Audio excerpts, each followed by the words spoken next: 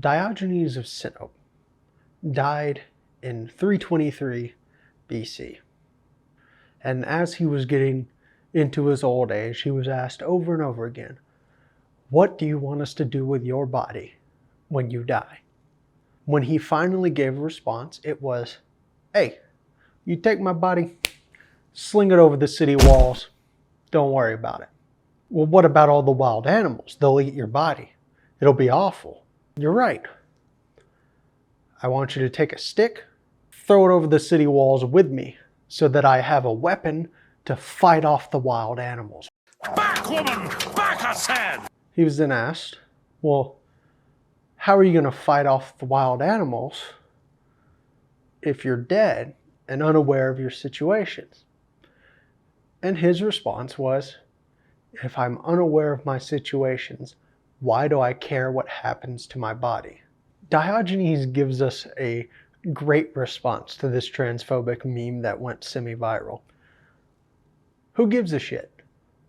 Does anyone actually care what people in 2322 are going to think when they dig up their body? By the way, actual archaeology is done with more than bones. The things that you're buried with and the information that's able to be dug up just from a historical lens is much more beneficial than looking at the bones. Like, could you imagine if someone dug up the pharaoh and was like, "I've got all these scribbles and a broken femur. What am I supposed to do with this shit?" I'm reading through the script again, and I found that there was actually a caveat to the pharaoh joke.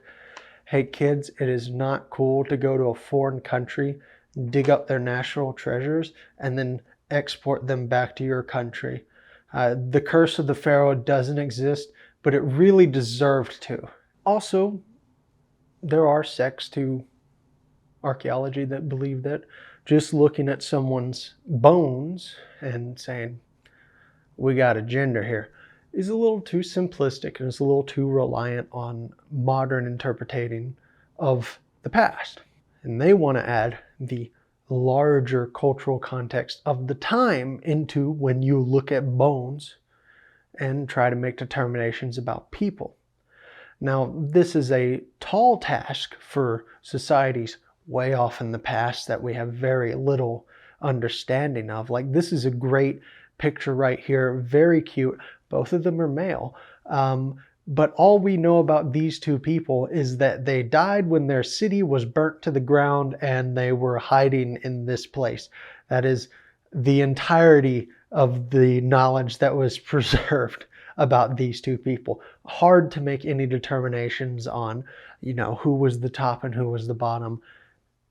We can't actually say they were dating. We just know they died together in each other's arms and they just happened to look like this after their deaths. Can't say anything.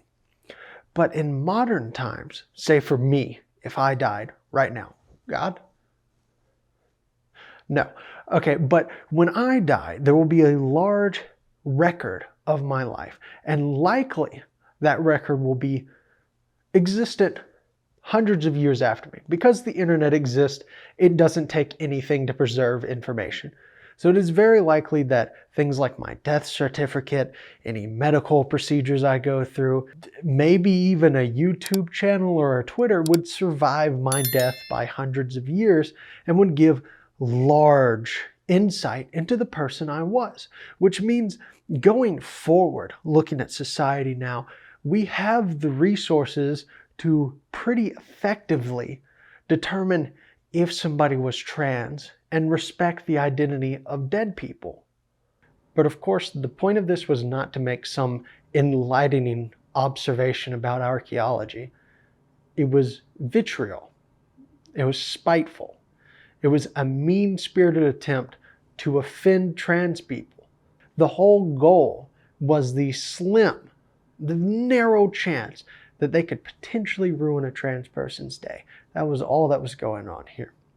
But I think it reveals something interesting. I'm a firm believer of the sentiment of, if you had something better to say, you would have said it. This is crying. This is whining.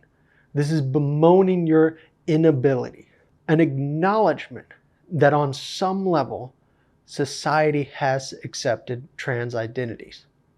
It is an acknowledgement that trans identities are making gains in public support.